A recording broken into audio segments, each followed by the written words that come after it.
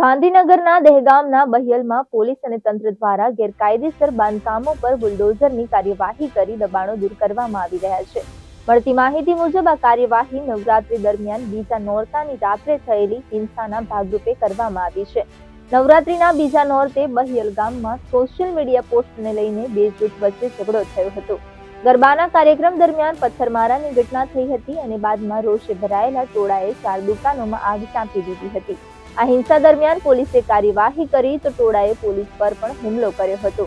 પોલીસે ભારે જહેમત બાદ મામલો થાળે પાડ્યો હતો અને બાદમાં 83 લોકો સામે નામજોગ અને આશરે 200 જેટલા અજાણ્યા તત્વો સામે ફરિયાદ નોંધાવી હતી. આ મામલે અત્યાર સુધીમાં 66 લોકોની ધરપકડ કરવામાં આવી છે.